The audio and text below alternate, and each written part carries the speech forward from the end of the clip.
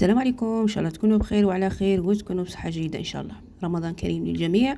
اليوم ان شاء الله كما كنتم تشوفوا غادي ندير لكم الخبز اللي درته في نهار اول رمضان، اللي هو مطلوع بالزرارع. اليوم غادي نديره بالشيه والسانوج وحبة حلاوه. اذا كان عندكم شويه بسباس تقدروا ديروا شويه بسباس، هكا يجينا الخبز تاعنا صحي، ما ينفخناش في البطن تاعنا ويساعدنا في الهضم. هادو الزرارع كما هاك تشوفوا يساعدونا في الهضم، كيما الشيه مليحه تعاون الهضم باش يهضم وما منتفخوش، ما نديروش الغازات في البطن تاعنا. كما تشوفوا الشيه والكينوا هادو ملاح في الخبز. اللي ما كانش عندكم ديروا غير حبة حلاوه وبسباس والسانوش. انا درت الخماره، درت غير الخماره مغرف تاع ملح، ودرت شويه ماء، ودرت هذوك الزرارع وخليتها شويه تختمر هذيك الخماره الفوريه مع الملح شويه مده تاع 5 دقائق 10 دقائق.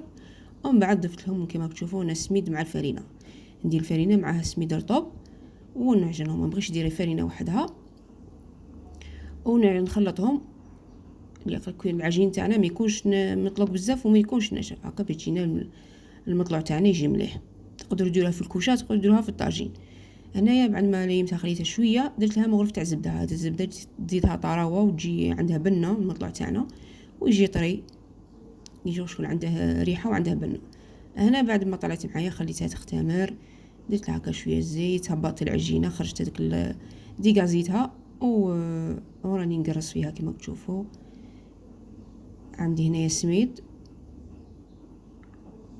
وسلسلتهم وخليتهم شويه ينطلقوا ومن بعد نقرصهم. انا نطيب فيها في الطاجين، غطيتها هكا باش شويه تجي منفوخه مليح. هنايا بعد ما طاب معايا المطلوع كما راكم تشوفوا جاي طري، ما يتفتت ما والو، ومنفوخ من الداخل وجاي خفيف مع هذوك الزرارع اللي فيه.